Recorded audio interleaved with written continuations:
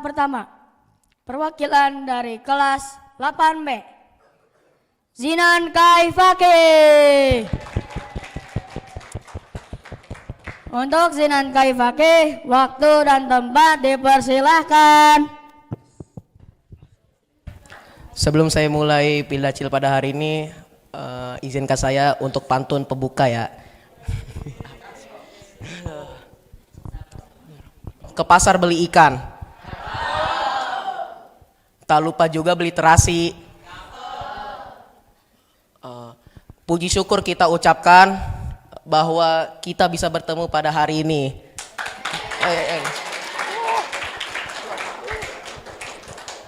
Langsung saja saya mulai. Bismillahirrahmanirrahim. Assalamualaikum warahmatullahi wabarakatuh.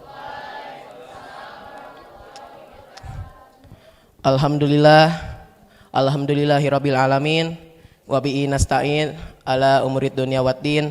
Wassalatu wassalam ala asyrafil anbiya'i wal mursalin wa ala alihi wa ashabihi ajma'in. Amma ba'du. Sebelum saya mulai kultum pada hari ini, yang paling pertama, marilah kita panjatkan puji syukur kita kehadirat Allah Subhanahu wa taala atas karunia nikmatnya, yaitu nikmat iman, nikmat insan, dan nikmat sehat. Salawat serta salam selalu tercurahkan kepada baginda Nabi besar Muhammad beserta para keluarga dan sahabatnya, yang mudah-mudahan kita akan mendapatkan syafaatnya kelak di hari kiamat nanti. Amin amin ya rabbal alamin. Sebelum saya mulai kultum pada hari ini, ada yang mau tahu nggak saya mau kultum tentang apa? Jadi hari ini saya bakal kultum tentang hikmah dan makna puasa Ramadan. Sebelum kita masuk ke hikmah dan maknanya, saya bakal menjelaskan tentang apa itu puasa Ramadan itu sendiri.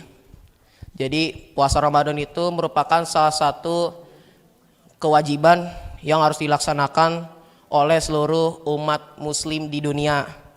Di dalam puasa Ramadan itu sendiri ada hikmah dan makna yang sangat penting yang harus kita tahu. Jadi yang tadi saya sebut ada hikmah dan makna. Pertama kita langsung masuk ke makna dulu. Jadi makna puasa Ramadan itu sendiri berasal dari puasa itu sendiri. Jadi puasa itu berasal dari kata saum, yang artinya itu menahan diri dari sesuatu. Itu adalah makna dari puasa. Jadi dalam konteks puasa Ramadan, kita sebagai umat manusia, umat Islam, harus menahan diri dari sesuatu, baik menahan diri dari makan, minum, dan hubungan suami istri. Terus apa?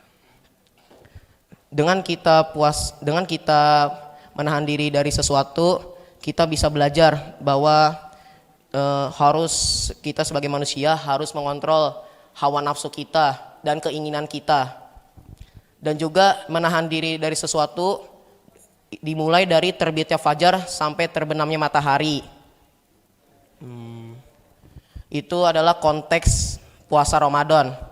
Jadi konteks puasa Ramadan yang tadi saya jelaskan sudah. Sekarang langsung masuk ke hikmah puasa Ramadan. Jadi hikmah puasa Ramadan itu sebenarnya banyak yang bisa kita ambil. Cuma saya sudah sudah cek-cek di Google, ada 3. Jadi kita bisa pelajari 3 hal. Jadi yang pertama, puasa Ramadan itu kita bisa belajar bahwa dengan kita puasa Ramadan kita bisa meningkatkan ketakwaan kita kepada Allah Subhanahu wa taala. Dengan kita menahan makan, minum, kita bisa belajar bahwa kita harus menghargai nikmat yang dikasih oleh Allah Subhanahu wa taala dan juga menghargai waktu yang ada. Itu yang pertama. Yang kedua, puasa itu juga harus menahan diri dari makan, minum, dan hubungan suami istri. Dengan kita menahan 3 hal itu, kita juga bisa belajar bahwa kita harus mengontrol hawa nafsu kita dan mengontrol keinginan kita. Itu yang kedua. Sekarang yang ketiga. Yang ketiga itu puasa dapat membantu kita untuk menghargai kesulitan-kesulitan yang dialami oleh sesama manusia yang di luar sana. Hikmah sudah saya jelaskan. Sekarang kita masuk ke dalil tentang puasa Ramadan. Ada yang tahu nggak dalil-dalil puasa Ramadan? Ikhwan nggak tahu. Akhwat ada yang tahu? Nggak. Jadi saya jelaskan di dalam Al-Quran Allah Subhanahu Wa Taala berfirman. Saya bacakan dulu sebentar.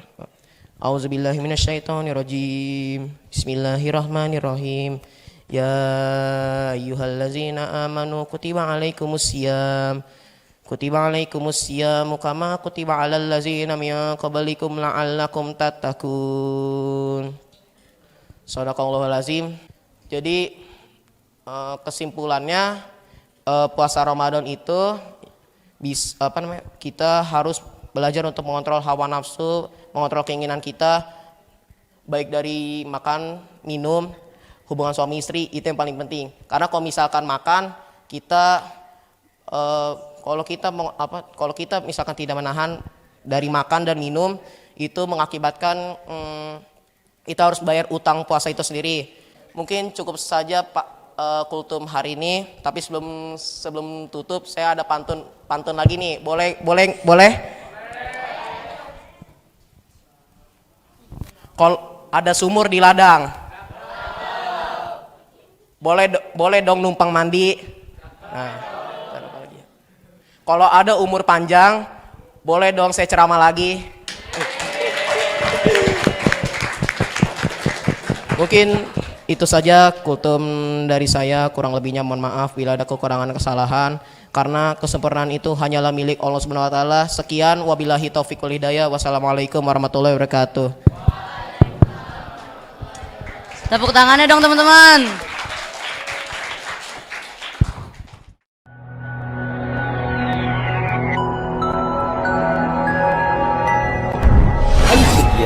لإنشاء الأجيال من قادة الحضارات.